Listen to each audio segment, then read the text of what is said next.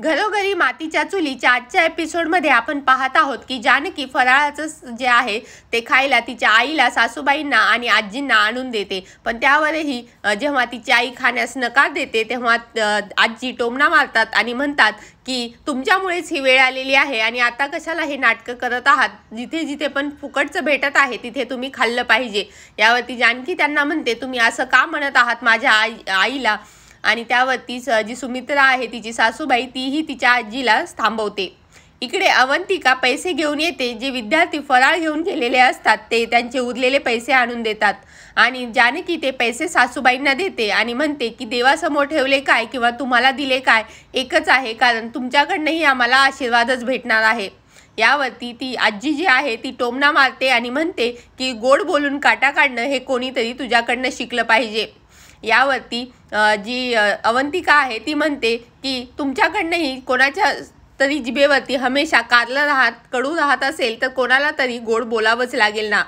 त्यानंतर आजी म्हणतात की आता रणदिवेंवरती ही वेळ आली का की फराळ विकून दिवाळी साजरी करावी लागेल.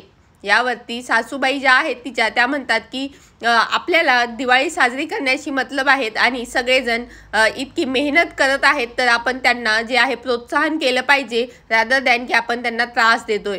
इकडे अवंतिका आणि जानकी बाकीचं काम करण्यासाठी तिथून निघून जातात. इकडे जानकीची आई रूममध्ये विचार करत बसलेली असते आणि माया इकडे बाहेर जाते फिरायला. त्याचबरोबर जे ऐश्वर्याचा माणूस असतो तो तिच्या पाठावरती लगेच मागे मागे निघतो आणि ती कुठे जात आहे हे बघतो.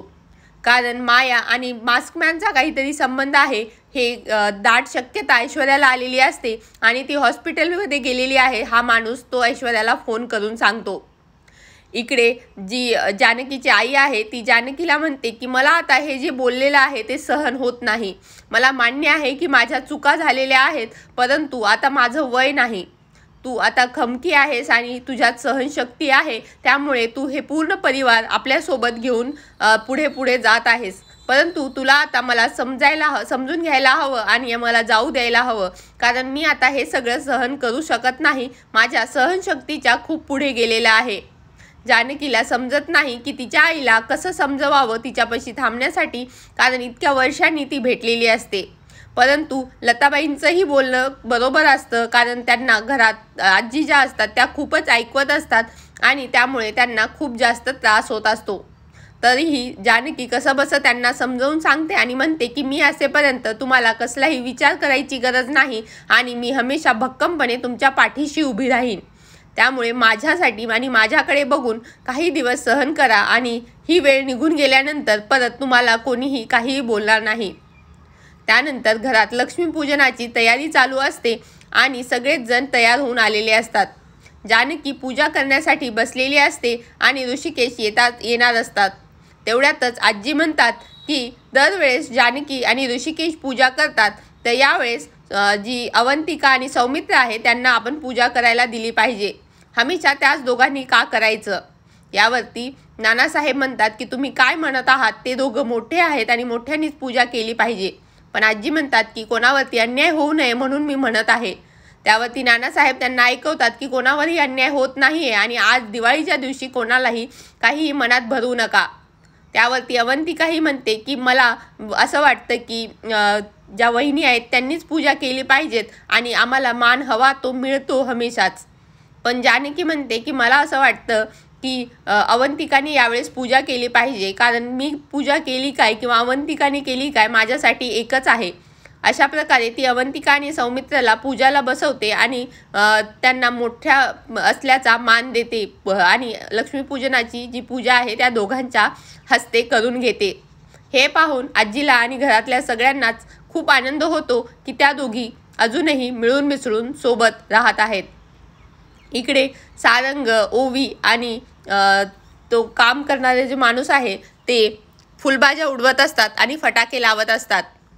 यावरती जो सारंग आहे तो त्यांना म्हणतो की तुम्हीही फटाके लावा, बट तो म्हणतो की तुम्हा सगळ्यांना एकत्र बघून मला दिवाळी साजरं केल्यासारखं वाटत आहे आणि मी खूप आनंदी आहे, कारण मागच्या वेळेस सगळेच जण वेगवेगळे राहत होतो आणि ही जी मजा आहे ती येत नव्हती.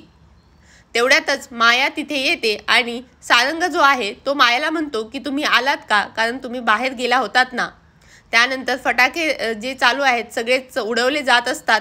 त्यातच माया ओवीला म्हणते की मला पण फुलबाजी दे, कारण मलाही फटाके उडवायचे आहेत. त्यावर सारंग म्हणतो की थांबा, माझ्या बाजूला ठेवलेले आहेत तर मी तुम्हाला फुलबाजा आणून देतो, पण तुम्हाला इजा होईल असं काही करू नका. त्यावरती माया म्हणते मी लहान ओवी एवढी थोडीच आहे की मला काहीतरी इजा होईल तर मी उडवू शकते. असं म्हणून त्या सारंगकडनं फुलबाजा घेऊन फटाके दोघेही उडवायला लागतात आणि त्या खूप घाबरून बाजूला जातात. तेव्हा सारंग म्हणतो तुम्ही तर लहान मुलांसारखं घाबरता की. आणि अशा प्रकारे सगळेच जण आनंद घेत असतात फटाकेबाजी करण्याचा. इकडे सारंग त्यांना म्हणतो की तुम्ही मुंबईमध्ये कुठे राहता, तुमचा ॲड्रेस काय आहे. पण माया म्हणते की तुम्हाला का जाणून घ्यायचं आहे. तर सारंग सांगतो की खत विकण्यासाठी मी मुंबईला बरेच वेळेस येतो, तर आपली भेट होईल. त्यावर ती म्हणते की पण तुमचं तर सगळं गहाण ठेवलेलं आहे, तर तुम्ही कसं येणार. पण सारंग म्हणतो ते तर टेम्पररी गहाण ठेवलेलं आहे, नंतर आम्हाला भेटेल आणि त्यानंतर मी मुंबईत येईल. माया म्हणते पण तुम्ही मला का भेटाल.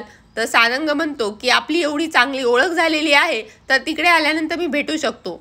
पण यावरती माया त्याला काहीही उत्तर न देता तो टॉपिक जो आहे तो अवॉइड करून तिथून बाजूला जाऊन फटाके उडवायला लागते. सारंगला समजत नाही की ती का अवॉइड करते. इकडे पूजेमध्ये बसून सगळेच जण मनोभावे लक्ष्मीपूजन जे आहे ते छानपणे पार पाडतात. सारंग तिकडे बाहेर फटाके उडवत असतो. सौमित्र आणि अवंतिका लक्ष्मीपूजनाची पूजा करतात, आरती करतात आणि सगळेच कुटुंब खूप आनंदी आहेत. बघूयात पुढच्या भागात काय होणार. धन्यवाद.